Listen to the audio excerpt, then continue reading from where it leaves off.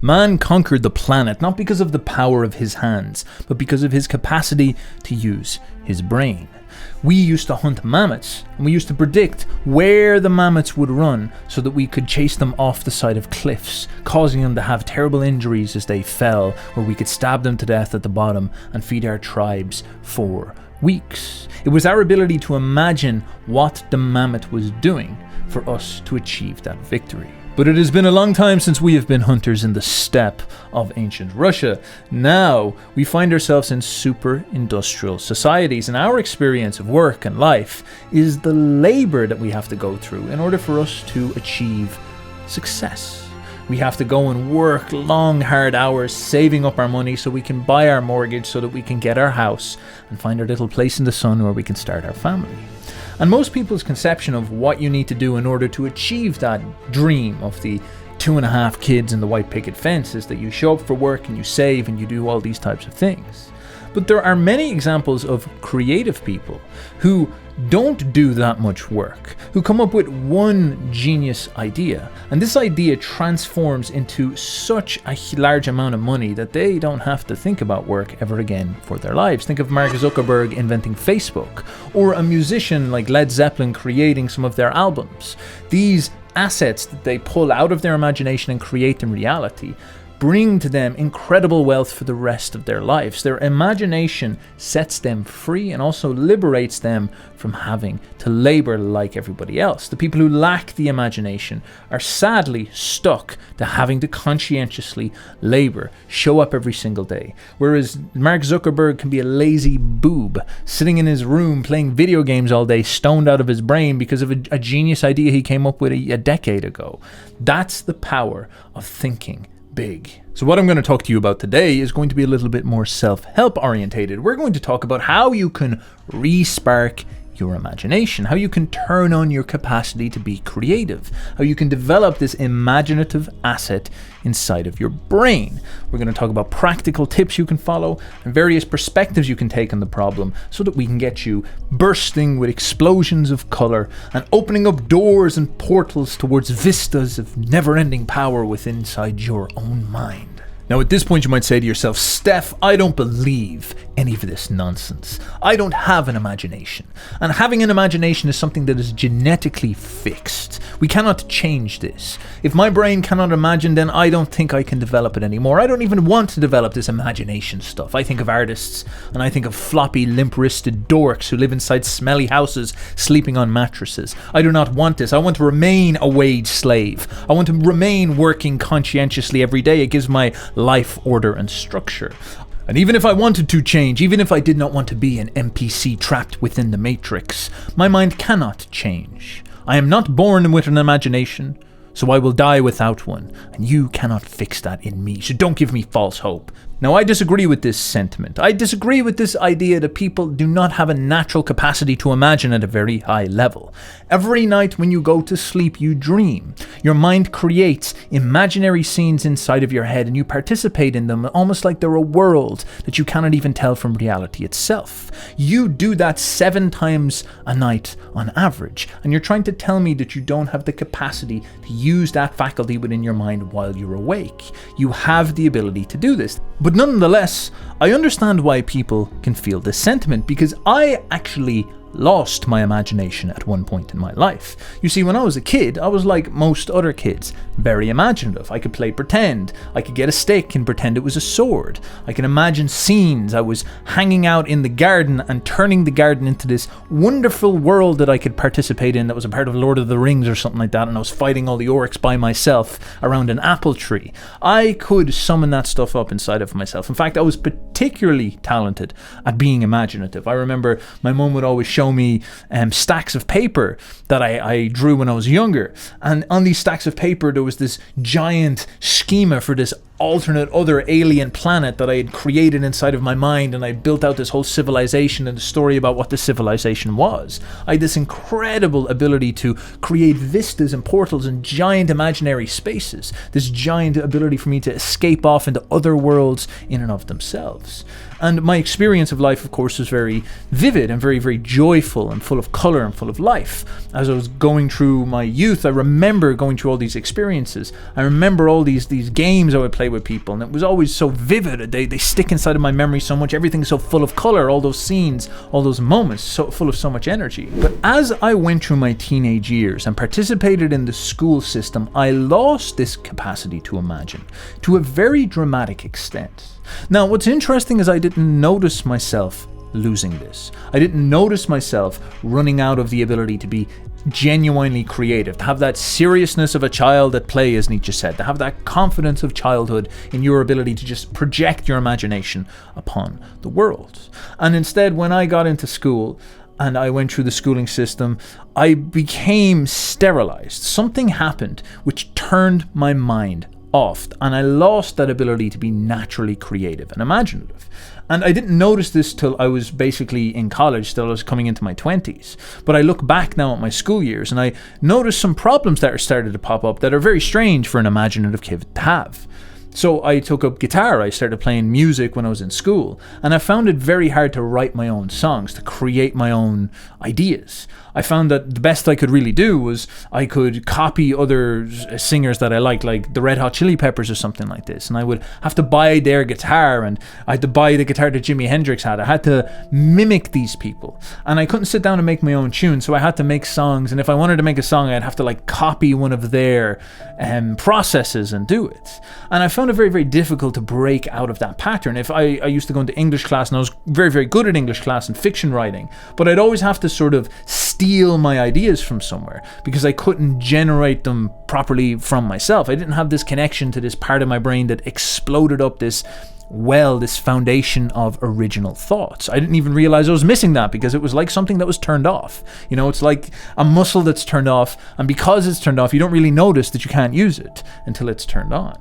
Now, when I got into college, I started to have an awful lot of problems with this because I was a young man. I was trying to find my identity. I was trying to understand who I am, where I stand among people. And of course, a big part of college, especially if you're going into artistic scenes like the humanities and stuff like this, is that your conception of yourself is that you want to have style, you want to have character, you want to present yourself as the individual that you are.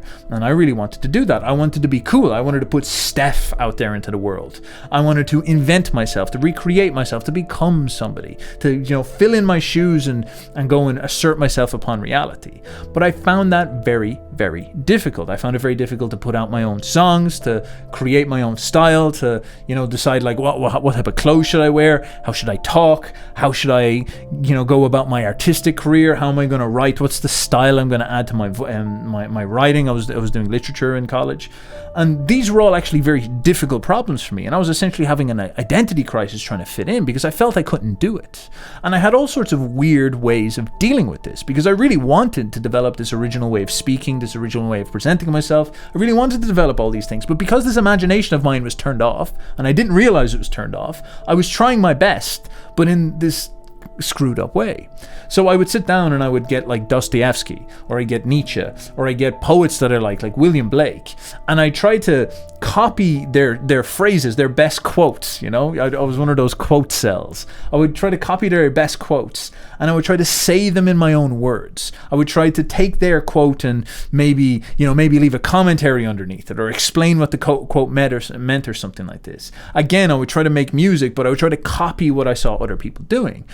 And in general, I felt this very frustrated impotence that I wasn't able to be creative, that I wasn't able to make things that were my own, even things like my humor, my jokes, my way of presenting myself, the words that I would use, the songs that I would make, the stuff that I would write. It never really felt like it had my voice. I felt like a boy without a tongue, sort of mannequin without a personality. I felt like there was a thing, a soul trapped inside of this fake plastic body, and it couldn't talk. I couldn't get it to release its voice. I was in a very, very dire place, and I was not in a good place at this time either. My mind was all scrambled egged and screwed up. Psychedelics were involved in that as well. But this was the main existential problem that I was having. I was really trying to give birth to my own original perspective, voice, and my capacity to think for myself. But I couldn't do it. Now, during this period, during these college years, a very significant set of experiences happened for me with psychedelics. Now, I don't want to say psychedelics are what made me imaginative, because that's actually not true. I'm going to get to more technical things later on that are really fun and really almost like a jungle gym, almost like going to the gym for your brain. We'll get to that in a moment. But this is a very significant part of the story for several reasons. So let's get into it properly. So think about all the existential problems I'm having here. I don't know where I fit within the social world. I'm trying to come up with a personality, but I'm presenting myself, but I really struggle with this. I can't really put myself out there. I'm having this sort of like identity crisis. I'm going through some schizo stuff, growing up to become a young man, don't know where I fit in the world, don't know what my voice is. I'm trying to give birth to my voice. Now, during this period, I took LSD for the first time, and I had a bad trip, my first go.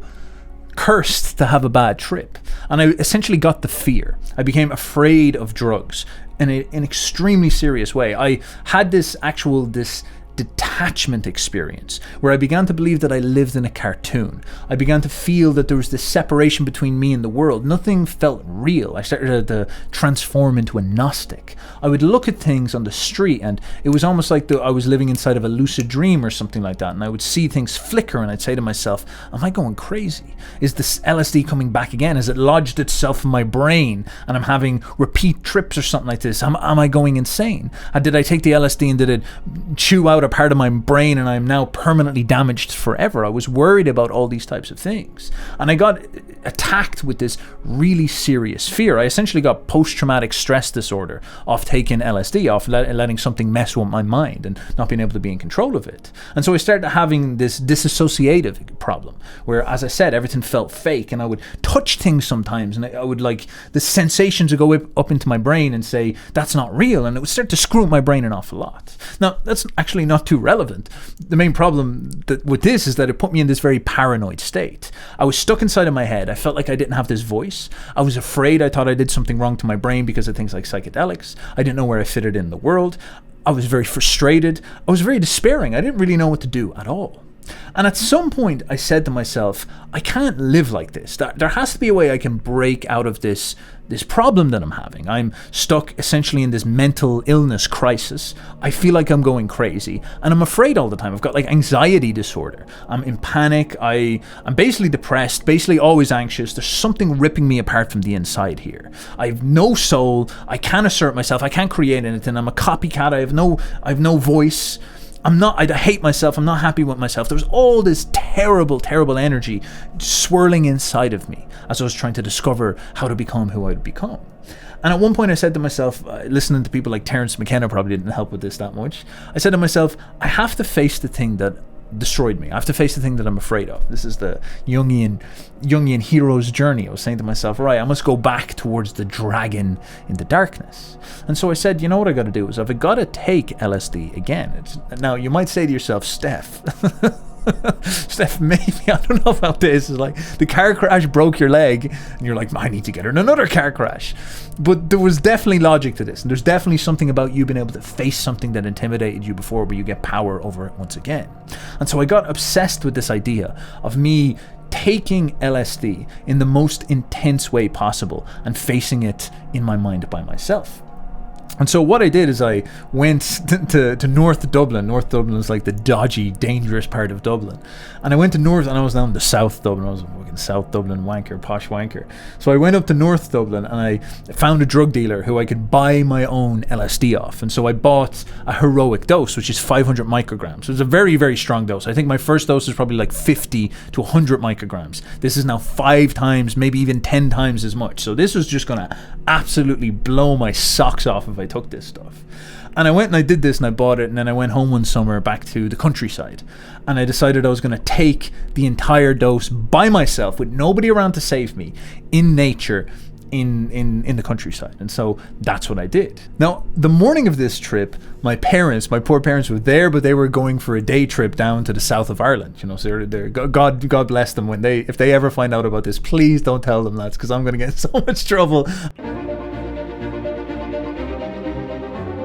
I didn't get battered. It doesn't matter if I'm a grown man at this point. I think the wooden spoon will be whipped out and I'll get a walloping if they ever find out about this. But they went down to the south of the country, and I was there by myself in the countryside, in the farmlands, and I was like, all right, let's go.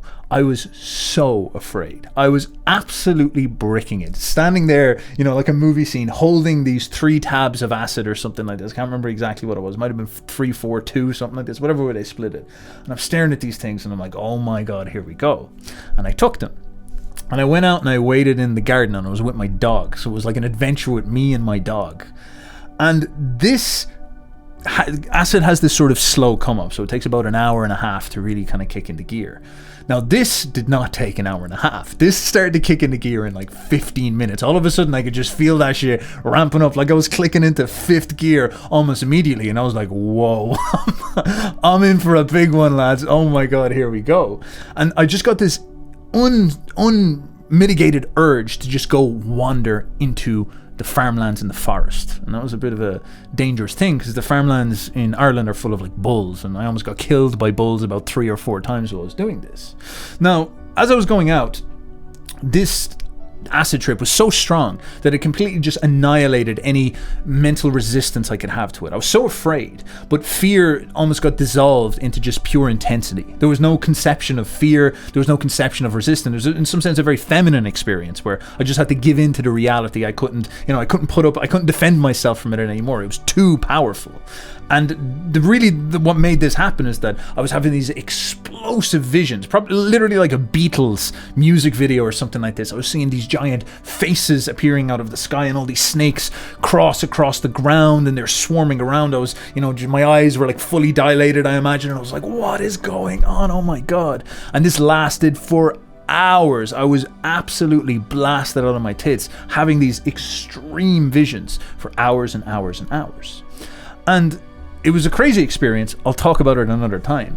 But when I came back home at the end of it, my parents actually showed up, and I was still like out of my face at that point. I remember saying to my mom, she came in the room, she's like, how are you doing? And I'm like, everything's all right.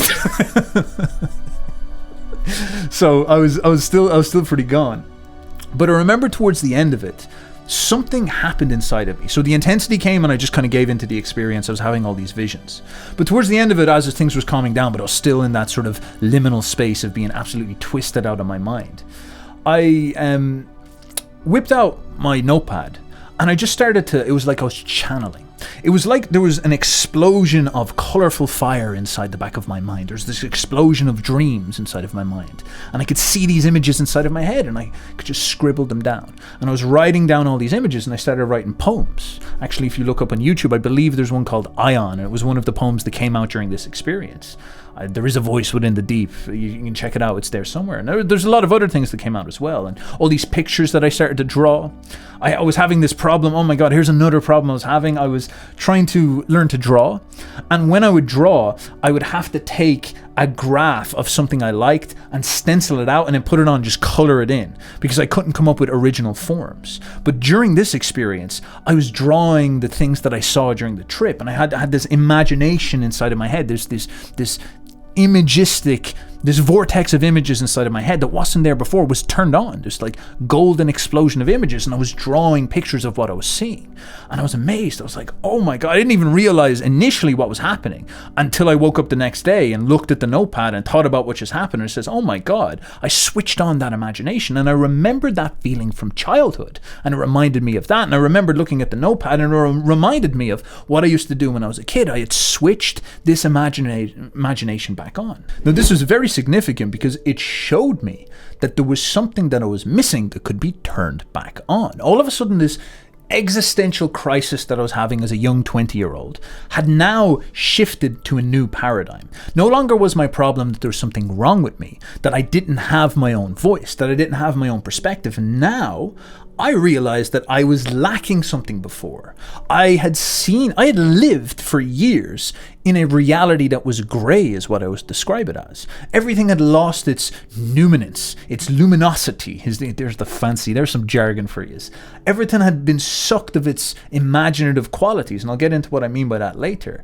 And I was living in this very, very mentally unwell, depressed, anxious, paranoid place where I struggle with my own individuality and my own originality, and I had all this potential that I was missing out on. And all of a sudden this imagination switched on and everything changed. I could see the world around me, these simple things as like the farmland around me as this glorious place where the gods lived. I had this explosion of creative dreams inside of my head that gave me my own voice. I had images inside of my head that I could paint that were from me. I didn't have to copy other people. I had this waterfall, this fountain exploding out of me, and all of a sudden I was a child once again, and it was one of the most beautiful experiences of my life. It gave me my soul back.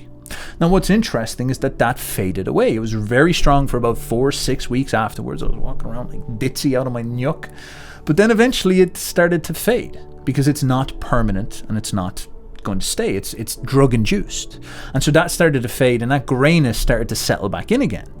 And I was a little bit worried about that. I was like, oh my God, I'm going back to what I was before. But I wasn't as worried because now there was something new in its place. Now there was something I had seen that I could not unseen. I understood the problem.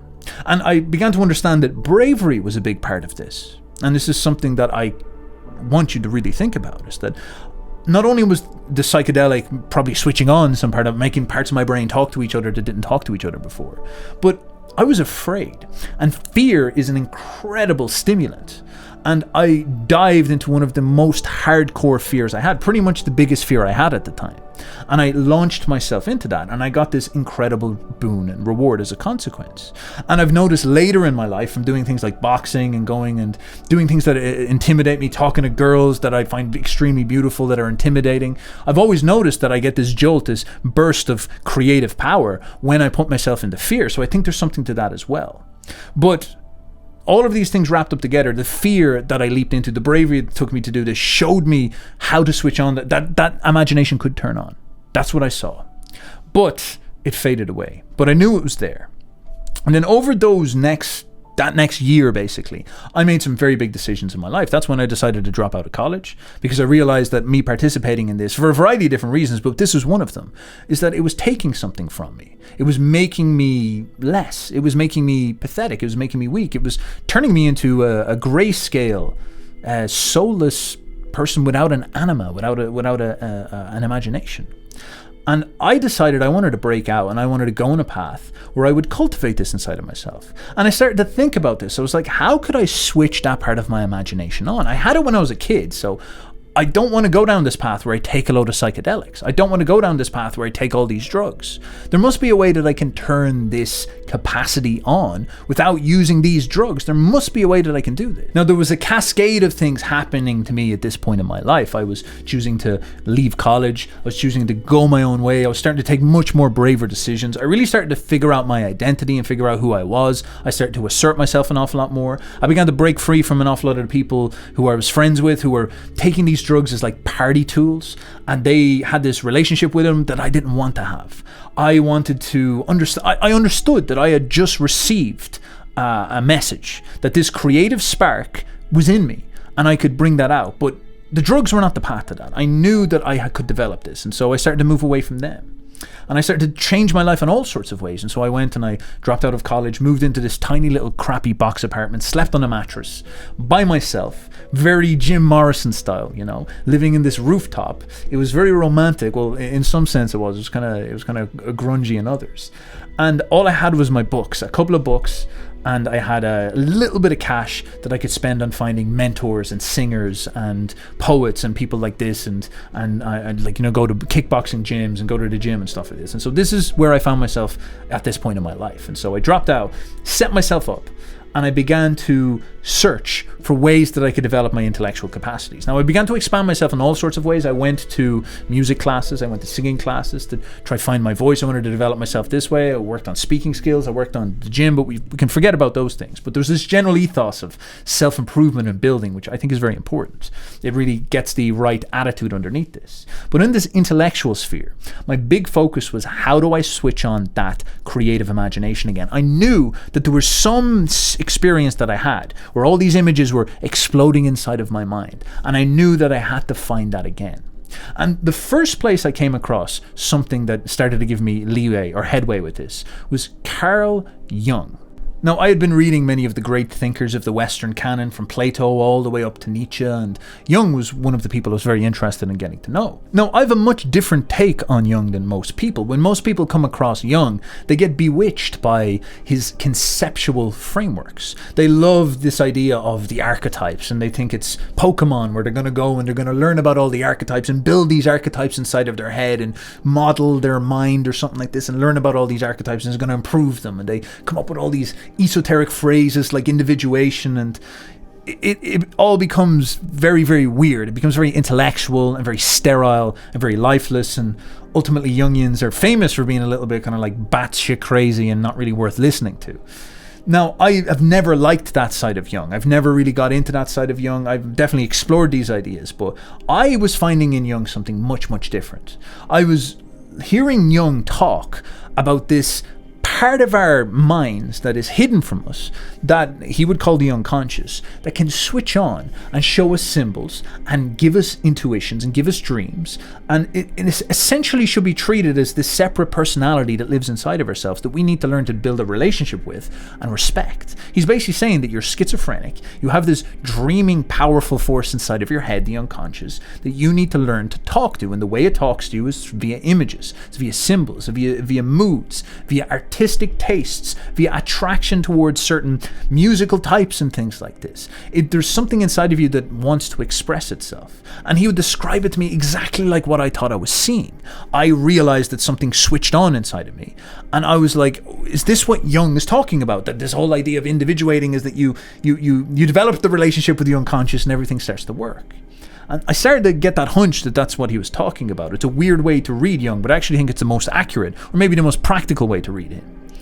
And I was always scouring through his stuff, and I was like, Carl, just get to the fucking point, man. Like, what are we banging on about the mother archetype for, and what are we banging on about individuation for, and what are we banging on about the shadow? Just give me the juice. Like, what do I do to make this happen? I don't want to know, I want to do, I want action. This is very much where I was in my life as well. I was sick of, being in the colleges and being among academics, and them drilling me full of jargon, turning me into a NPC little dork. Like, I didn't want that stuff anymore. And so I was scouring through Jung, and I found inside of Jung just this very subtle implication about dream reading. Jung said that you can sit down and you can read your dreams. And if you read your dreams, it will stimulate the process of individuation and get your unconscious mind to begin to unite with your ego. This is the phraseology that he was talking about. But I began to understand that is that I am the ego, and this imaginative, powerful force that I switched on, if I go and read my dreams, it will reforge that connection between my ego and my unconscious, and I will experience a much more stable and permanent ignition of my imagination. And so what I did is I began to wake up every single morning, and I began to write down my dreams. I had a little notepad that I had beside my bed, and I would roll over and scribble what was in my mind in there. And it was the second I would wake up, I would flip over and I would start writing. I would just brain dump. And there's this really weird thing where something happens with your neurochemistry where you think that dreams are nonsense. You think that it's not interesting, it's just another boring day, so you don't want to write it down. You want to forget about it and get on with your day. And you're sort of geared towards forgetting about your dreams and moving on, and all the chemistry inside of your brain pushes those dreams out of relevance. But when you actually write them down and then go and get breakfast and come back and look at them, you'll actually be amazed at how weird and how interesting these dreams often are. So this would be my first procedure. Now, it's not the most practical procedure. You're going to notice about this presentation that I go from the most schizo possible ways that you can increase your imagination by facing your fears and taking psychedelics, to dream reading, which is, I guess, at least a little bit more stable. But then eventually, later on, I'm going to talk to you about much more sophisticated and straightforward ways that you can do this that are more down to earth. But hey, live a little, man. Try something a little bit schizo. You never know. Maybe your dreams, there might be something cool happening inside of them. Who knows? You're only going to live once. May as well check out some dreams. Stop being a fucking square. Now, an awful lot of very interesting things would happen when you try to read your dreams. First of all, you develop this very good habit of not having your electronics around your bed, so you're not waking up in the morning and immediately going on your phone. I didn't have a phone at that point because I was too goddamn broke, so it was pretty good. I would wake up and all I had was the paper and the pen. I wasn't staring at the phone when I go to sleep. And the first things that I would interact with are not me whipping this thing out and seeing what Twitter is saying or seeing what YouTube is saying and having other people's ideas install inside of my head. Instead, the first thing that would happen is I would open up inner Twitter. I would open up the Twitter from the astral plane. I would open up YouTube from within the soul.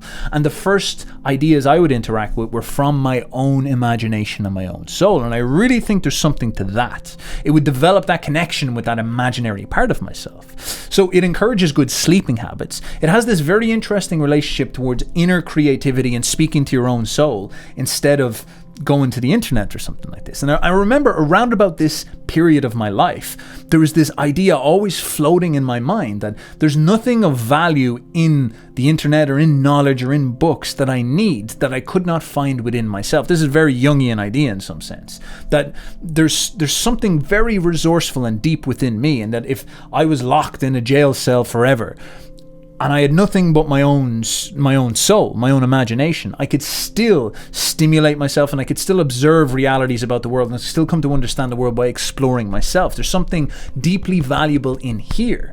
And all of a sudden, this journey I was on to read all these books started to seem an awful lot less important to me. And I started to realize that I've got this book, this compression of DNA from the collective unconscious that is I'm carrying around within all my skin cells that I need to unpack. So I started to develop this very healthy attitude towards me, towards what I needed to do. I started to realize that, oh my God, my problem is not that I'm not creative anymore. I realized that I have so much stuff inside of myself that I need to try pull out. And this really blows your mind when you start to dream read, because every night you'll have 1 to 5 dreams and you just start to explode with these dreams. Some people will have less, some people aren't geared as much this way, but when you start to read them, you start to develop this ability to get more and more and more of them. My first couple of ones will be very short, and then all of a sudden it just starts to happen. You start to get 2-3 long complex dreams every single night. They're orchestrated like these narratives, and some of them have this profound meaning inside of them. And so you're waking up in the morning brain dumping these dreams and then reading them later and just being absolutely floored. It's like somebody writing poetry about your life, only the person writing it is from a mental asylum. They're absolutely crazy. And so all these brilliant things happen from doing this dream reading process. My sleep gets better. I develop this way healthier attitude towards consuming my soul and then being creative with that, as opposed to being a Twitter cell, an NPC who just receives information from the outside world. But most importantly for me, that visual imagination that I saw with the psychedelics began to turn on stably and permanently. I began to notice it all the time. I would be out and I'd be talking to people and I'd get in conversations and I'd start to tell a story and I'd notice that visual space inside of the back of my mind would open up and I'd be telling somebody the story and I could see the images of what I was trying to talk about inside of my head. I did not have that before. The imagination was back. In fact, now that I talk on YouTube, oftentimes people say, Steph, how do you just rant for hours and remain somewhat stable and coherent? Well, it's actually because what I'm seeing inside of my head is this rush of images, and I'm almost like painting. I'm using my mouth like a brush to articulate for you the images that I'm seeing inside of my mind. I can see this period of my life as I'm talking. I can see the room. I can see the stanky, dirty mattress that I used to live on. I can see the red, sort of maroon red carpet. I'm seeing this stuff inside of my head as I'm talking to you. I'm seeing the notepads. I'm seeing the grey pencil that I wrote it in. I'm seeing the images that I drew down. It's all there inside of my imagination because it's now switched on. And so whatever Jung was talking about, him suggesting that I need to develop this relationship with my unconscious, I believe I actually started to have that. I started to have this really advanced interaction with this dreaming part of my mind. And it goes an awful lot more than just this visual imagination. Because of course, your unconscious talks back. It's telling you stories. And so you listen to these stories, you read these dreams, and you spend your time trying to articulate them to yourself. And it really starts to present you ideas that are a little bit uncanny. They predict things in your life. All these weird things would happen, where you're reading a story and it would have a certain mood or something like this, or maybe some type of ironic problem would show up, or a certain scene would happen and then it would happen in your life. A lot of stuff like that would happen. You kind of thin the veil between this world and the next when you're playing around with your dreams an awful lot. And so you're definitely having a conversation with something out there, something very, very creepy. But that was not my goal. I was not trying trying to turn into some LARPing mystic. I was simply trying to switch on that creative imagination, and I was given that reward. My unconscious, my dreaming mind, whatever you want to call it, it seemed like it was happy enough that I was just talking to it at all. So it started to give me this superpower, and that creative imagination switched on, and it stayed on. And even times where I would stop dream reading, even times where I'd forget to do it, or maybe life took over, or when I got this first and I couldn't help staring at it when I woke up in the morning, all of a sudden that dreaming imagination was still there. Something had changed in me. It was different than the drugs. It was different in psychedelics. Psychedelics was a glimpse, but this was different. This was something that changed what I was. It seems like I had rewired my brain, and I actually have a theory about what happened. Now, my theory about what is happening here is based on the neuroscience of the hemispheres. I believe that what I was doing was getting my right hemisphere and my left hemisphere to talk to each other in a way that they hadn't done before. You can think of it again like the gym, where people have muscle building potential, and somebody who goes to the gym and starts to lift the weights will get that stimulus and get that response and watch their muscles grow. And it's the same with our brains. Our hemispheres exist inside of us. Our brain is split in half. It has two hemispheres, and these two hemispheres don't actually talk to each other this much. They're not really in dense communication all the time, and you can actually get the two of them to talk to each other and form better relationships, which basically will probably enhance the way that your brain functions. And these two hemispheres have dramatically different roles in your brain, and so if you did something like this and it actually worked, you would probably experience inside of yourself a different mode of consciousness. And this is exactly what I experienced, isn't it? I was living in this sort of grayscale reality, and then all of a sudden I did this procedure, and this procedure, first of all, I took psychedelics, and the psychedelics made my brain communicate to each other. It made my mind talk. And I had this experience of this imagination switching back on. But then that faded away because maybe this temporary ability was not going to last. But then I started to do this procedure of dream reading, and it made the two of them permanently start to talk to each other. How fascinating, how powerful that is. And that goes to show you that there could be something to this that we need to pay attention to. Now, I got an awful lot of my ideas off this from Ian McGilchrist. Ian McGilchrist was a neuroscientist and a philosopher who thinks an awful lot about the hemispheres and what they might mean. And he presents some very fascinating evidence and very fascinating suggestions about what our brain hemispheres are doing. And the one that struck me the most is how he demonstrated that the two hemispheres have dramatically different personalities and characters and functions. If you want to think about this simply, if you want to make a baby, you're not going to need two men or two women. That's not how it works. What you need to do is you need to get two dramatically different entities, fallen man and crazy psychotic woman. You need to get these two forces and make them mate and make them breed. Two entities that fundamentally don't understand each other, that represent the male and female polarity in the world, and you need to get them to cross over and blend together. And for some strange reason, because they're so opposite, it allows them to create something new that is unified. There's something magical that happens in their polarity, in their duality. And your brain is designed the same way. This is a hermetic law of the universe, We tend to deal in polarization. We have two hands, and if you learn to box, you realize that the two hands have different functions. If you're gonna, get in relationships, it's the same thing once again. There will be a masculine and a feminine. And for this reason, you have to understand that your brain operates on similar principles. Now, it's not that your brain is masculine and feminine, but it's that your brain has different roles. And so the left side of your brain, for example, has the language center. We know it as the Broca's area or the Wernicke's area. And this is the conscious language processing. I'm basically talking to you from my left hemisphere right now.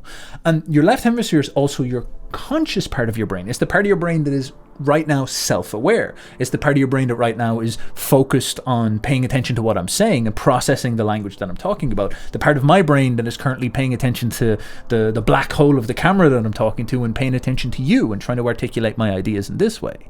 Now, that whole conscious reality, that little tunnel, I think inside my head that that's me, that's Steph, that's my whole personality. But there's a very big problem. You think the same thing. There's actually this whole other brain somewhere else inside there that is doing all this stuff in the background right now that you are not noticing, that you are not paying attention to. And it's basically the right hemisphere. It's the other part of your head. It can't talk. It doesn't have a language processing center. It does actually in its own specific way, but we'll get into that later. It is essentially separate. It is the best way I could describe it is it's unconscious, or it's hidden from our conscious awareness. Now, it's kind of hard for people to mentally model this, but weirdly, if you take Ian McGilchrist and you collage it and clash it with psychoanalysis, like someone like Carl Jung, you get a very, very easy way to understand this. You essentially have this ego, which is this conscious left hemisphere, and then you have this unconscious, which is the right hemisphere, which seems like they fit very neatly together. I'm sure Ian would take many issues with this, and it's definitely botching all the Jung stuff. You get a load of Jungians start to squeeze their nipples and get into a rage about this type of thing. But this is what I see when I look at these things. Now, what's fascinating is that what was Jung trying to tell you when you want to individuate? You want to try to get these two polarized forces to begin talking together. Just like when you're in a relationship, you want to make sure that, there's sexual chemistry, there's communication chemistry going on, there's flirting, there's energy, there's chemistry in general happening between the two forces. If there's no chemistry, no magic can happen. Now, it's the same inside of your brain. If your conscious little left brain is running around being a useless dork who thinks he knows everything and not paying attention to the unconscious, not integrating with that, well, then you have a problem. Now, what's fascinating is that you have this little channel in between your two hemispheres that connects the two of them together, that has all these nerves that make them talk. Now, what's very interesting about this is that Ian McGilchrist is fronting a quite surreal idea that we have a conscious personality and an ego in this left hemisphere, but we also have another personality living inside of our own brains that can talk to us. It can communicate to us. Usually it's going to use symbols, it's going to use feelings, it's going to use intuitions. This is how the right hemisphere communicates. It can't use direct language in the way that the left hemisphere can. It's not a language processor in the same way. It's actually much more of a schizophrenic artist living on the other side of your head. It's very close to what we understand as the symbolic, creative imagination. And it's a different personality. People have cut their brains in half because of various reasons, like people having epilepsy. And then scientists have sat down with these people and spoken to both sides of their brains and getting different answers out of the same person. It seems like there's two entities inside your head. Do you understand what this means? And so the Jungian framework and model follows along with this perfectly. Jung says that we have this ego, but there is also this unconscious, which has agency, which has a will, which has a personality and character of its own. Oftentimes it can have many personalities and characters. And the struggle for us as an ego is that we need to learn how to integrate with this unconscious, to develop a relationship with some force inside of our heads in order for us to create a more holistic brain, a more holistic person, a more holistic experience. And so what I'm asserting is that if you can get the left hemisphere and the right hemisphere to communicate together, you are actually doing this Jungian individuation job in this very interesting and down-to-earth and practical way. And we actually know with copious amounts of evidence already that this is possible. For example, musicians famously, before they start playing music, tend to have more separated, divergent brain hemispheres. But after they've played music for a long time, their brain hemispheres begin to tightly wire together and communicate better. Music transforms your brain. Plato said in his project to develop his great republic of eugenic supermen that all children have to go through a course of learning music before they are 12 years old. We actually see that if you learn music before the age of 12, I think Erval was talking about this, if you learn music before the age of 12, it can raise the IQ potential of a child up a standard deviation. It seems to just improve their brain. There's something objective about this. It does something to our heads. It seems like music has some type of harmonizing or magical effect on the brain that causes the hemispheres to communicate. And we see this in the studies of the brain scans. We see these musicians have a denser connection between the two. It does something here that is important. Good Lord, we're into Plato now already. This is turning into an Andrew Huberman podcast where he dropped a load of mushrooms and is channeling the spirit of Nietzsche or something. And so to bring this all back, the reason why I think the dreams are such a big deal is because we have evidence, we have studies, we have seen the brain scans where the right hemisphere is involved in the dreaming process. Now, the evidence for this is a bit scant, but I am willing to hypothesize. I'm willing to front the suggestion that if people look, they'd find more and more into this. So when you recall a dream after you wake up, which is exactly what I was doing in this process, this form of Jungian therapy that I was doing, the right hemisphere is the part of your brain that generates the memory of the dream, and it seems to present this memory to the conscious waking left hemisphere. So when you wake up and you go into your reality, what the left hemisphere is designed to do is to keep you narrowly focused on conscious tasks that you should be doing, and the right hemisphere shifts into the background and you go about your day and you do your normal things.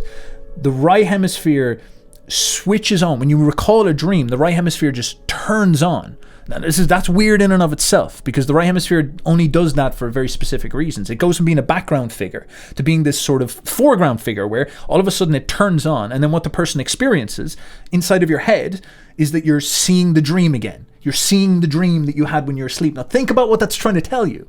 So maybe it's just stored there. Maybe the right hemisphere doesn't generate it. This could just be cope making up.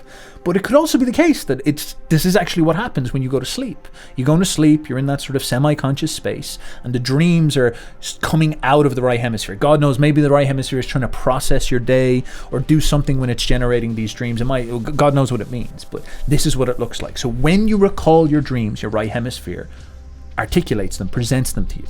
Now, I think the reason why I got so much benefits out of doing what I did is because I was crossing the boundary in its final sense. First of all, I was recalling the dreams, so that alone was almost like training the right hemisphere to switch on and getting the two of them to talk together.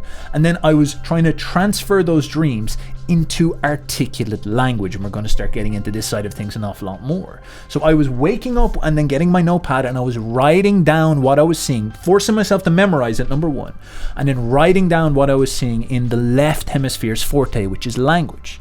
I was learning to do that properly, and that, I believe, started to cross the grey matter in my brain, started to get my corpus callosum communicating tightly, building these big bridges between the two brains, because I was taking the forte, the fields of both of these forces, and getting them to communicate. So the right hemisphere generates this weird, dreamy, hazy, symbolic language. I was remembering this, and then I was packaging it in conceptual language and pulling it down into reality and putting it on paper. And I would also do this thing where later on I would go back to the dreams and I would try to free associate off the various things that were happening there. So I would try to expand the dream. So if I had a dream about something in a swamp, I would try to draw pictures of what I was seeing. I would try to write things down. I would try to expand the vision a little bit more. I tried to color in the broader idea. I would let the dream manifest more. So I was encouraging the right hemisphere to come out and finish the dream off while I was awake. And I would get into these sort of trance states where I'd be painting these big pictures. They were very badly drawn because I'm not a fantastic visual artist, and it was like drawn with pencil as well, and the pencil would fade and I would be too lazy to fucking pair the pencil, so it'd come out with all this squashed nonsense. But I was encouraging this part of my imagination to show itself, this right hemisphere to show me the dream world, and then I was articulating all this stuff, and it started to crystallize an awful lot more. And so I think that's what was causing this effect to happen, and this gave me the result from this is that I had a permanent transformation in my capacity to use my imagination in every part of my life. So now let us take one baby step closer to something practical, because the next step on my journey was coming across Conor McGregor and his love for visualization. So in 2015-16, Conor McGregor was just about reaching his apex and his peak, and he was always talking about the power of visualization. He was big into The Secret, and The Secret was this thing where you sit down and you go out to your garage and you visualize a Lamborghini sitting there, and you can say to yourself, well, you visualize it and you have the courage to speak it and you will manifest it. It was big into this manifestation stuff, and a lot of people call this woo-woo, but I don't believe it's woo-woo at all. I think it is extremely powerful because, first of all, to have that capacity to visualize, you're essentially training your imagination to do this job that we're talking about doing. And I think it really benefited Conor in his ability to succeed, and I was absolutely captivated by this. Now, I can also think of rational reasons why it worked so well for him. I don't want to write off the mystical reasons, and we'll talk about that in a moment. But even his habit of always trying to visualize, having that supercar and having all the wealth and having the big house and all this, that's training his brain to be very good at creating imaginary spaces inside of his mind. And there is copious amounts of evidence that this is incredibly powerful for enhancing your ability to learn. To give you an example of this, they have many studies, but one study is they got a lot of basketball players and they got them to shoot free throws. Now, with their free throws, they had one group just practice free throws as they are. One group would just visualize, wouldn't practice at all, would just visualize. No physical practice, only mental practice. And the third group would practice and visualize at the same time. Now, then they got them all to do this test of free throws and see who would do the best. And of course, the people who practiced and visualized did the best. But the people who came second were the people who visualized only. And the group that came last were those who physically practiced only. Now, think about what that is trying to tell you. That the people who worked on their software did better than the people who worked on their hardware only. That's a big, big deal. And that's showing you something, that your enhanced learning can happen through visualization. In fact, it seems like the mental side of your ability to practice makes all the difference. Now, what were these people doing when they were visualizing? Well, this is literally mental training. So you don't move your body at all. Well, you can move your body if you want, but your focus is not on actually performing the repetition, but standing there or sitting down and mentally performing it inside of your head and thinking about the mechanics of the basketball and creating the experience inside of your head. Now we're getting somewhere very interesting. Your capacity to create a liminal space inside of your imagination, to create this area inside of your head, this dream inside of your head, and imagine all the people standing in front of you cheering, imagine the bright lights flickering inside of your eyes, bouncing the ball, and you're hearing in your imagination, I can hear it right now, the ball bouncing off the varnished wooden floors. You can see the tape of the red and yellow and white tape or whatever it is. You've got those dorky basketball shoes on. You've got the big felt and baggy basketball pants. You're bouncing it with your hand. You can feel the pressure go through your hand. Can you feel that pressure go through your hand? That's a big question. It comes back up again, and you lift the ball up and you can feel, you've got this kinesthetic feeling that you can imagine inside of your head. This is how powerful your imagination needs to be. And you follow through and you experience the whole thing inside of your imagination. You feel each of those experiences, and then you recreate that in your head over and over and over again, and you imagine the arc that it needs to go through in order for it to sink into the net, and you hear the whoosh and everything.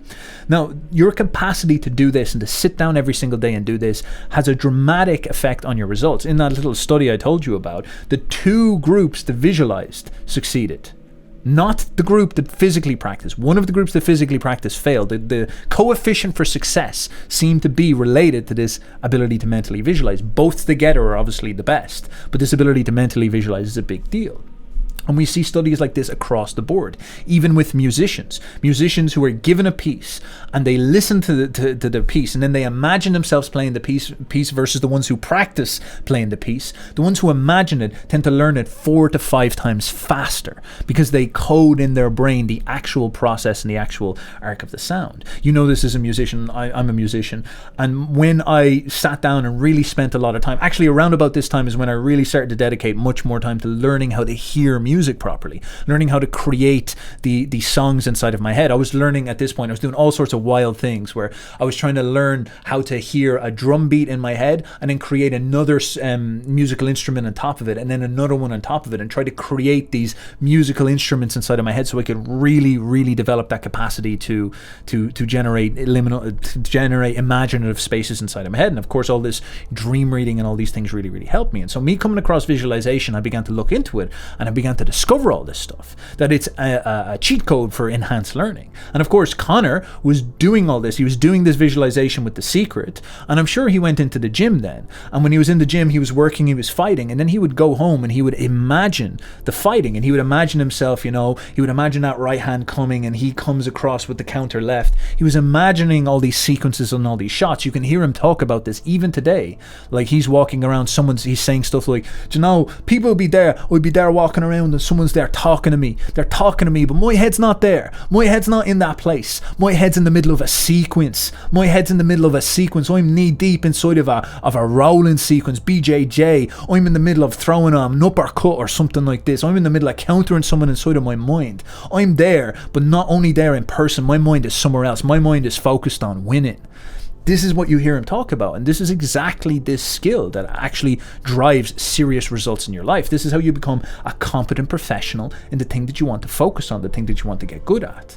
And so around about this time, I started to work on this. This dreaming seemed to give me this capacity to imagine, and all of a sudden I started to get this practical skill that I began to invoke. I began to play then with my ability to learn music better, my ability to perform better in things like the gym. You know, like visualize yourself lifting weights. It's all the same thing. You can visualize pretty much anything if you want to get better at it. And in a very practical way, if you want to just think about the mechanics of performing something correctly, this is very, very important for you to learn. And I started to gain this essential superpower from doing this.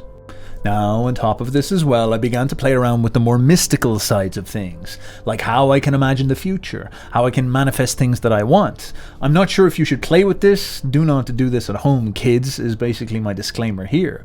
But I was playing around with a lot of stuff. I was finding out about magic. All of these things, they kind of like pull you in these types of directions. I was discovering this idea of manifesting certain strange realities. I played around with magic and I decided to test this stuff. And so I said, show me a blue rose. I remember I did some type of like visualization magical spell to see a blue rose. Now, a blue rose is something that basically doesn't happen in nature, so it's very, very rare. And I remember trying to manifest this visualization of this blue rose. And then I went, out of my house and went down and went into the local flower shop the next day and asked, do they have any blue roses? And the person said, they looked at me like I had 20 heads and they're like, no, what are you talking about? Blue roses? Like, we have roses. Do you want them? Otherwise, leave me alone, you weirdo. You look broke. You probably can't even afford it. And so I left and I was like, all right, it's all crap. It's all bullshit. It doesn't make sense. Then 6 months later, I was inside a shop that I'd been inside basically every single day for about 1.5 to 2 years. And I had never spoken to any of the staff in that shop. Never once I had said hello or anything like that. Maybe when I was like checking out, I'd be like, hey, how you doing? Nodding the head, that type of thing. But other than that, I basically never spoke to pretty much anybody there. And one day I was standing in the aisles and I got this firm tap on my shoulder. And I turned around and one of the staff members was holding a blue rose and handing it to me and saying, is this yours? And I was like, what? I couldn't believe that happened. To this day, I'm still a little bit like, I just have to categorize that one away as, maybe I'll ask Sam Harris about it someday and be like, disprove this for me, my man. Help me out here. What's going on? So I was playing around with this stuff, and this is the type of things that began to happen, and I was like, all right, this is starting to get freaky. Dionysus Lives, if you listen to that song that I made, that was also a visualization. So I remember I sat down and I was imagining performing on stage, performing music. And I wrote Dionysus Lives basically as this poem, this visualized poem.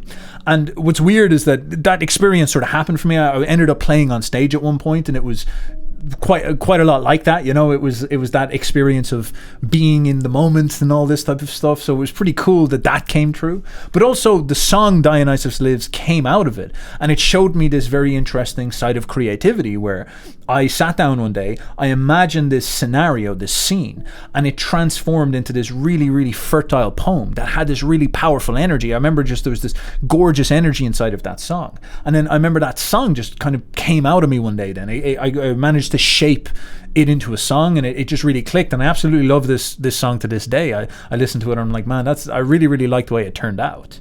And again, that's another example of like some interesting mystical creativity thing where not only did that experience essentially happen to me then later, but it also gave me a creative asset. It helped me make something in my life. So who knows? There's something there that you can experiment with. Be careful though. Be careful what you wish for is genuinely a good warning when it gets into these things. Now at this point in around about 2016, 2017, I was out of college a couple of years, but I was crusading quite well. My imagination was back on. It had fully sparked. But I'd gotten to the point now where I was beginning to develop practical applications for this. It wasn't just me reading my dreams and being that weirdo who talks about his dreams all the time at the parties and stuff like this. Now I was going to fight gyms. I was applying visualization techniques to try and make myself learn fighting better. I was working on my music and working on developing a more original style, and all of a sudden my capacity to create original songs was showing up. My own musical imagination had switched on. I was developing that as well. So I was developing my ability to be musically independent and have my own musical voice. My creative energy was strong and abundant, and I had that childlike joy about me. I was always fun. I was always funny to talk to. My imagination was flying all the time. I would be prepared to go on big schizo rants if you so needed me to do. I had many things that I could talk about all the time, and I was developing this ability to sort of have a magical reality where I could go outside, and it was almost like the dream world had integrated with the reality that I live in. So I was able to see what was fascinating and interesting about almost anything around me. This is the sort of maybe more subtle and hard to quantify effects, you know, but I could go down to the shop and I could crack jokes about, you know, the bagels in the store or something like this. But once your imagination comes back, you have this ability as a redeemer, as Dionysus, to lift up the quality of the world around you. You can create a wonderful world in the subtleties and the boringness and the humility of the reality right in front of you. You develop this ability to entertain yourself, entertain life, participate in life, be with life. And I was developing all of these skills, and so I started to develop a much better personality and started to enjoy myself an awful lot more and really become who I am, I guess is the way that I could say it. And it was at this point that I found one of the most practical and down-to-earth tools that I've ever found in my life in developing my imagination and making this faculty inside of my brain better.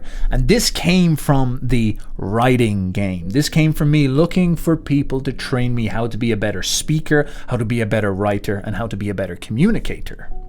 Now, I'm not sure exactly where I came across this. It was either an improvisational comedy class or a fiction writing class or writing class. But I was told about this exercise which was called object writing. It was used to develop better song lyrics, and I eventually developed it into what I call the Flash.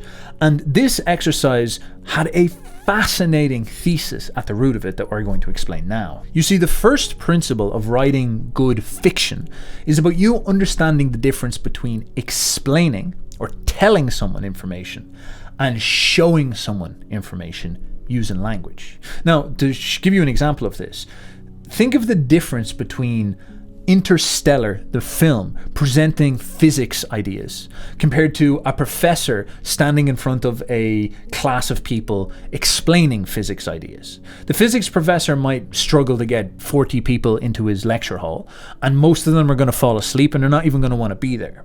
Whereas all these people are going to go willingly and spend money, even though I know they spend money for college, but, you know, maybe their parents pay for that or the state or something like this. They're not really enthusiastic about it. Instead, in this instance, these people are going to spend money to go to a cinema theater and sit down, and they're going to be glued to the screen watching this physics story of Interstellar by Christopher Nolan. Like, why is that happening? This is because people want to see. They do not want to be told. They want to be shown.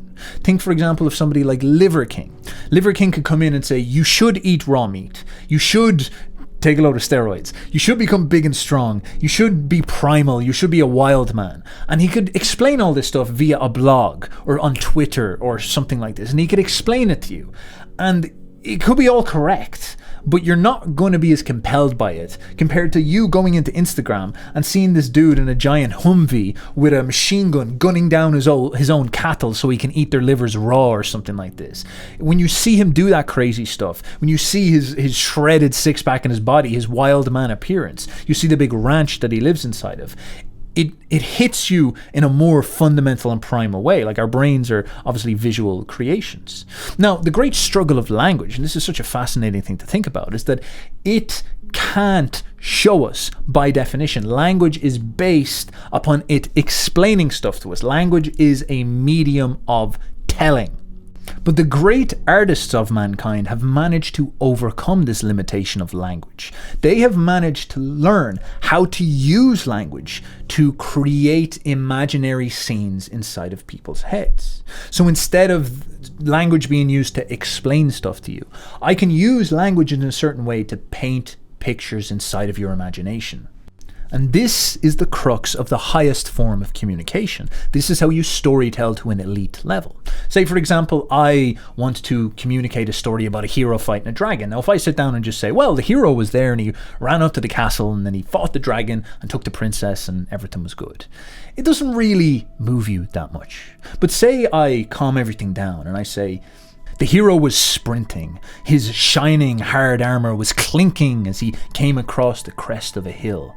A giant lightning bolt struck in the sky. The thunder was echoing through the horizon. The clouds were dark. And just as the hero came across the scene and could see the horizon, what stood in front of him was a towering, evil black, giant, monstrous castle. And around it was a screaming dragon with eyes bright red, wrapped around the tower as he could hear the echo of the princess's voice screaming in the darkness. The hero paused. He stood at the foot of this scene and his eyes went wide. The cold chill of adrenaline ripped down his spine, and he took one step back, feeling that he could just turn away and run. But then his eyebrows furrowed. He clenched his teeth and he whipped out his sword and marched down to face his destiny. Now the story is the exact same, but the way it is told makes all the difference. In the second one, I am using my words to paint images and feelings and context inside of your mind, so you enter into the imaginative space that I see inside of my head, and I am doing the highest level of communication possible. I am transmuting what is inside my head. I am lifting it out and packaging it as language, sending it over to your brain and reconstructing a visualized experience inside of your head. Now think about what that is. Think about how amazing that is. I'm creating a movie inside of your mind. Think of the power that gives me. I am causing visualization experiences inside of your head using my words. I am sparking your imagination. I am filling your emotions with scenery. I am pulling big emotions out of you that you might never have felt before. Now, this is exactly what my writing mentors were trying to teach me to do. This is what exercises and procedures like the Flash were designed to do. Just like when you go into boxing and you punch a punching bag to try get your form correct, or you do pads to try get your form correct. These exercises are designed to do this, and they do this in a very simple way. They restrict the way that you use language. The Flash is a procedure that forces you to write about memories from your past, but you are not allowed use declarative statements. You're not allowed tell me the story. You have to instead use the restriction of sense-based language. That's all. That's the only trick to this, but it is an amazing difference that this makes. Now, I'll try to explain this as quickly and as simply as I can for the sake of time. The difference in how you would recite a memory, the wrong way and the right way, is based on how it would appear inside someone's imagination. So if you were going to tell me that you were a 4-year-old and you tripped up and hurt your toe and ended up in hospital, you could say that story to me. Oh, I remember I was 4 and I tripped up and I hurt my toe and I ended up in hospital. And you've given me this set of declarative facts and you are telling me a story. And maybe it could be interesting. You're like, oh, wow, because I know hospital is always dramatic. So I'd be like, wow, what was hospital? That's crazy. Now, if you are to tell this story the way that I want you to do it, or the way that these writers and these mentors and this Flash exercise want you to do it, your task is to use your language in such a way that you paint the scene inside of my imagination. So you have to use language in a very specific way. Now, what is the way that you do that? If you explain to me, oh, I hurt my toe, it's not painting a picture inside of my head. That does not work. That's just you being lazy and selfish and incompetent. Instead, what you need to understand is, how do you affect this computer inside of my brain? How do you use words to create things inside of my head? And of course, that's by using sense-based language. That's the only trick you need. So instead of you sort of blathering on and telling me what happens, you would say something like, I was standing on the green grass, the sun was beating down in my face, I could feel the warm heat. I was blushing red. I remember my hands were covered in sweat.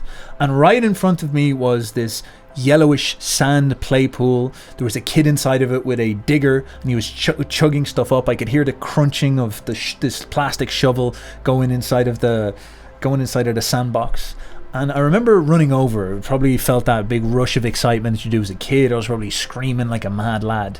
And as I was running over, it was almost like my eyesight was bouncing as I was watching the hills across the horizon. And all of a sudden, it was just like, my eyesight just shot down and I saw everything really fast. And all of a sudden, my head was slammed into the sand. Now, lucky it was sand because my head was all right, but I really hurt my toe. I had just run over the wooden rugged thing, and my toe was sticking out the wrong way. And I remember rolling over and screaming, and then seeing my mum run over, and she had that wide-eyed, grimaced look in her face of terror, of shock, of a concerned mother. Now again, you can see here that one of these is quite short and flat and lifeless. The one where I take the time to use sense-based language to describe to you all the little details, the sounds, the sights, the kinesthetic feelings, the blushing, the heat, the pain. I take the time to do all these things, to talk about what the senses experience, and it creates this imaginary space inside of your imagination. You can see the scene when you listen to me. That's what you need to learn. Now, I want you to understand this principle of showing and not telling, because it's a pretty monumental one. You can play around with this procedure and practice it yourself and develop this capacity inside of your head. Because I remember when I did this, it really took my capacity to imagine to a much higher level because it was so precise. It was broken down into a rubric, a simple procedure, a simple set of rules and principles that could allow me to train this in a very specific way. So I began in this floozy realm of the psychedelics, gone towards dreams, and I was naturally developing this capacity to imagine. Then I moved towards things like visualization and these types of skills. But now I was getting something that was logical, something that was binary, that was black and white. That if I want to develop my capacity to imagine, to develop imaginary scenes inside people's heads, I use this rubric, this schema, this framework of focusing on sense-based language, tantalizing people's senses. Now, what I loved about this is how broadly applicable this was. This became an incredibly useful asset if I wanted to do visualizations, because if I'm inside my own head, this is actually such a simple thing to think about. If you want to visualize better, how do you visualize? What do you do? It's actually very, very simple. Sit down, get into your imagination, and try to think about things that are sense-based. So if you want to think about a scene, a big problem people have with visualization is they get very wrapped up with trying to explain to themselves. You know, I want to imagine a car.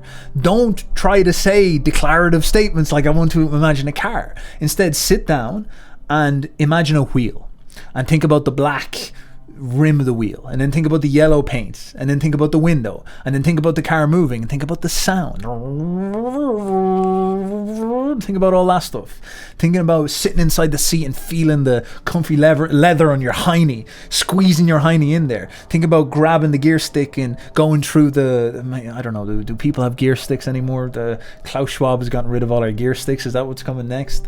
And grabbing onto the steering wheel and driving it around. Imagine the feeling of the car pulling you back. Imagine the hum of the engine, or the feeling of the vibration going on inside of yourself, when you're inside of it. It's so simple and it works. Sit down and just focus on tantalizing your own senses. And this has a double whammy effect. It gives you this incredible capacity to visualize. It's actually really entertaining, and it's very, very practical. If you want to get better at boxing, you can do the same thing. Just put yourself in a situation and try to imagine, all right, the guy in front of you.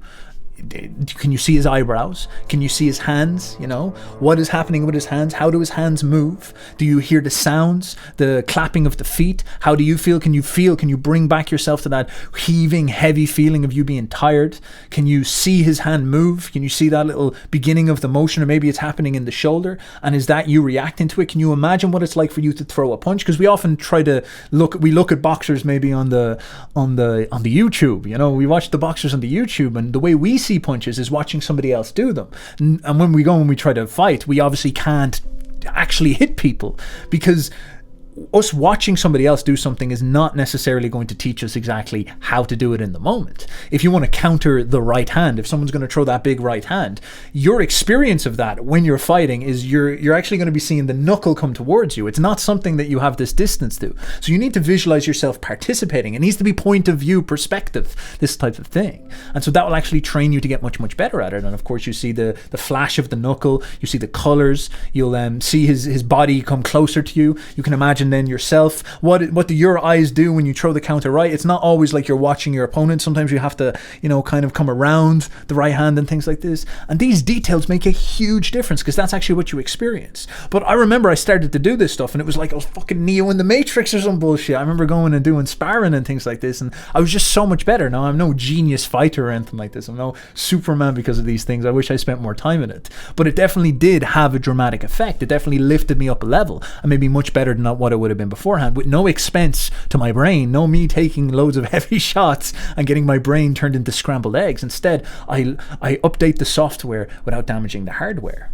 And something else amazing that comes out of this is that when you're in your life, when you're in reality, because you're spending your time trying to visualize certain experiences, you become an awful lot more sensitive to the sense-based reality around yourself. You'll actually notice that you'll listen to YouTube and you'll be listening to like some guy talk about politics or some guy talk about history or Rome or me talk about Nietzsche, and you'll walk around all day and you'll go through your life and you'll be lost in your left hemispheric abstractions, and you'll walk down this entire reality and not notice anything around you.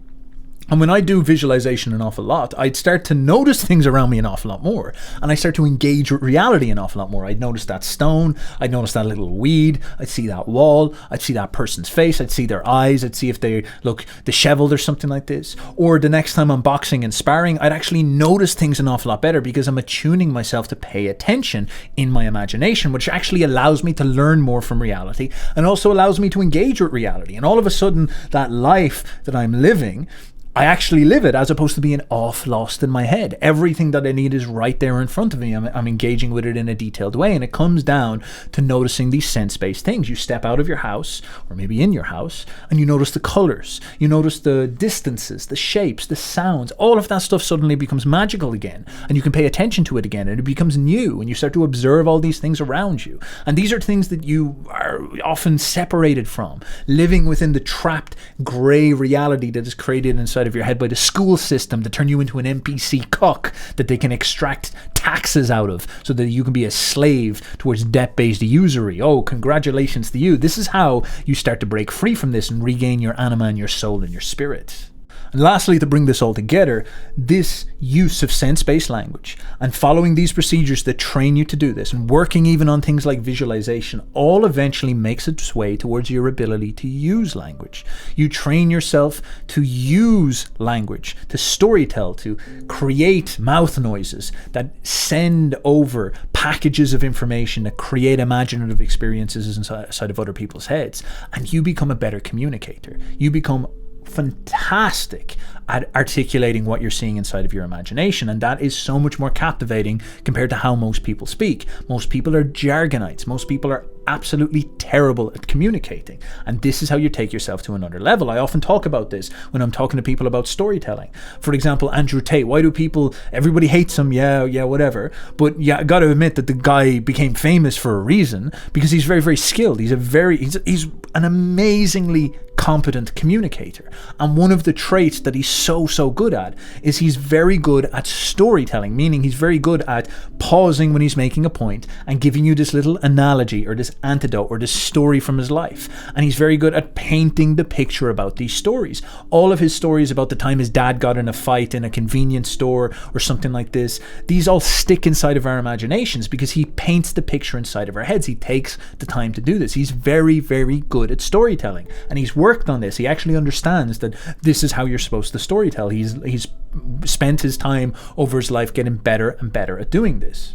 Or take somebody like Nietzsche. You look at Nietzsche. Nietzsche is fantastic at doing this as well. He's really good at bringing in sense-based language. In fact, he said this is one of the keys to being a good storyteller. He's brilliant at bringing you off into imaginary spaces. He's very, very good at narrating and creating these visions inside of your head. He's very good at using this tactile way of talking. Some of his wittiest and funniest statements all use this type of language. He would talk about when he's going among priests, he's going among people who like create ideals, delusional jargonites perhaps we could call them. He talks about how he always has to put on his plastic doctor gloves because he's afraid of getting infected by all these sickly people. And it's little subtle things like this visual image of Nietzsche, the German incel, putting on this glove out of fear of touching these corpses, these weird bodies. This is this poetic instinct that he has inside of himself that's so powerful. He has this abundant creative imagination firing in all cylinders inside of his mind.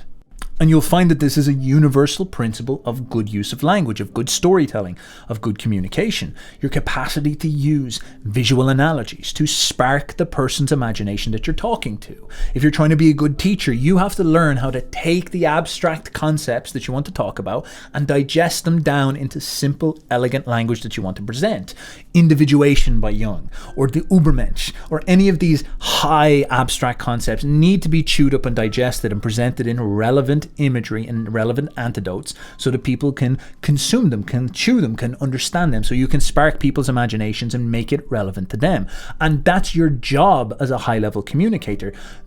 So many people in the world do not have time to get really deep into fucking Friedrich Nietzsche or something like this. And so it's our jobs as the experts to penetrate deeply into these topics and then try to render them for people as a whole, so that as many people as possible in a diverse set of expert fields are able to integrate them all together. We need, the medical doctors and the scientists to understand Nietzsche.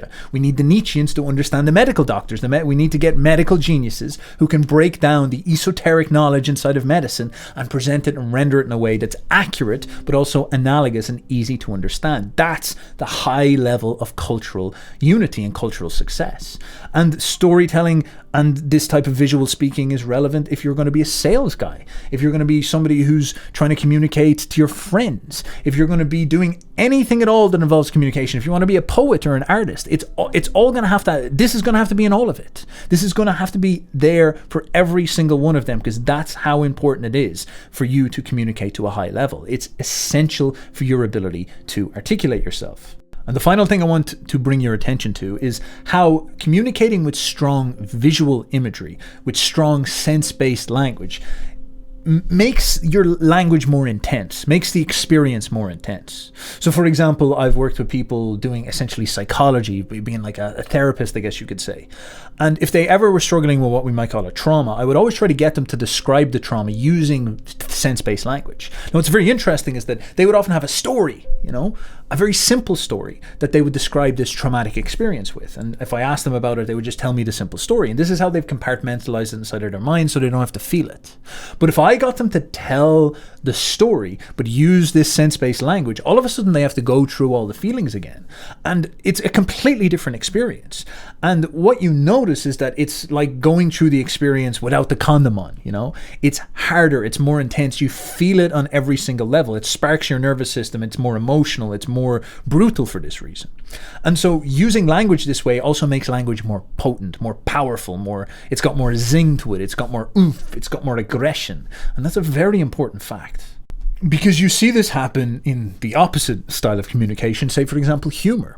If you can tell a funny joke and establish or add in some sense-based imagery into it, it will always make the joke land better. It's so hilarious. We find it very funny when people pass off insults and fill their insults with very colourful descriptions. A great example of this is again Conor McGregor, who I think probably trained himself to develop this very visual way of thinking. And so he's in the UFC, the Ultimate Fighting Championship, and he's talking with a guy called Uriah Faber. And they're having a banter over and back, and Uriah says, you're dressed weird today or something like this. You look like a leprechaun, And Conor comes back just sharp as a nail. He comes back and he says, you look like a 50-year-old retired skateboarder. And this visual imagery of Faber looking like this specific dork, it's such a brilliant conception. It's so harsh and so sharp. It's so brutal that Uriah has nothing he can say to it. It's so incredibly original. It's so much better than calling him like a dickhead or a pussy or a loser. Instead, he paints this image of Uriah as a weird 50-year-old dork. And it's a knockout blow. It's just so visually powerful to do this. And it's hilarious as a consequence. And Conor was brilliant at this back when he was on his come up. It's almost like he was much better at it back then, where he was really, really good at generating these fast visual ideas very, very quickly. And you'll see this with most comedians, that they'll have this ability to deliver these ideas in these novel ways, and it will wrap around presenting them with these little analogies and these little sense-based language. And so you can see that this starts to saturate into everything you do. Once your visual imagination is switched on and you can get the applications right, it can transform all aspects of your life. And so I hope you've enjoyed this episode of the Andrew Hubermensch podcast. You see that level? See all this creative imagination? I can do these types of fifth dimensional puns. The Andrew Huber Boyo podcast, the Hubermensch podcast, has been done on how to transform your creative imagination, how to switch it on. Because you go through the schooling experience and it deadens you. It gets you trapped in the language categories of the left hemisphere, and you need to break out of that. And our experience about this is probably going to be an awful lot of hard drugs, but there's much more practical ways that you can do this, and you can actually develop a very interested, integrated approach. And throughout my life, I've gone through several of these. I started off in this grayscale reality. I took a load of psychedelics and it gave me a glimpse of what is possible. I then went and started to do dream reading. I then started getting into visualization. And finally, I started to find firm writing practices that really helped me develop this as well. And now I live in a way that I've got my creative imagination switched on, and it helps me in every area of my life, and it makes my life more enjoyable. It allows me to go out and just have fun. Me sitting in a room by myself, I can basically entertain myself for hours. It allows me to learn faster. It allows me to speak with more capacity and more power. And it gives me this ability to do pretty much anything intellectual that I want to do to a higher level than I would be able to do otherwise, because it's my brain that has been developed. I guess you could say, if this right hemisphere theory is correct, I've basically unlocked an entire other half of my brain, which is going to make me better overall. So I highly encourage all of you to work on this stuff. I highly encourage you to develop these capacities. This framework and the schema I've laid out for you, you can go and practice all that stuff until your face turns blue. It will definitely bring you benefits. The trick here is to understand the general tool, which is this creative imagination, which is very vague and abstract, and understand that there's a lot of ways that you can switch this on. But the real magic is when you can understand how to turn on the general power and then bring it down and specify it in a particular avenue inside of your life. So for example, I switched on my creative imagination with dream reading, which is very, very abstract. And this would be like me building a load of muscle in the gym. It's, you know, I'm very strong. And it's like, that's great, Steph. You've got very high strength. But then I go into the boxing gym and I learn to use that strength in the context of a specific style of fighting like boxing. So I specify from the general thing. This is what you need to learn to do. And so with your creative imagination, it's the same thing. You want to develop that capacity to get that visual imagination switched on. And then you want to try take it and specify it into what you're doing. I, for example, use my visual imagination an awful lot when I'm doing these YouTube podcasts. I work very, very hard on trying to think, all right, what are some good analogies so I can paint pictures here? How can I really get people's imagination switched on? So when they listen to my YouTube podcast, they feel that they're having a really, very vivid experience, that they're having these dreams happening inside of their heads, and it's very stimulating and enjoyable for them. I'm giving them a fun and enjoyable and stimulating experience. I'm adding a bit more magic into their life. That's ultimately my goal with this stuff. And I use all these tools to help me do this stuff. And as I said, I go maybe and I do a little bit of boxing and I try and apply this stuff here as well. So the specifics is where you're going to make the magic power touch reality and really start to transform your life when it comes down to it. So thank you very much for your time. If you have any topics that you heard in this that you would like me to talk about more, please tell me down in the comments. Please suggest what part of this you'd like me to dive deeper in, because there's so much in this that I can barely even scratch the surface on as it is right now. Now, perhaps you would like to work on this stuff more intimately. You would like to go and dive in and have me help you with this professionally. Well, if you would like me to do that, you can go down below and book some one-on-one coaching, or you can join my group mastermind where we can all work on this stuff together, work on getting these specific applications set up so you can use your creative imagination, get it switched on and apply it to your life so that you can start to extract the juice out of reality and become the most powerful Ubermensch who's ever lived. So thank you for your time, stay juicy, and have a good one.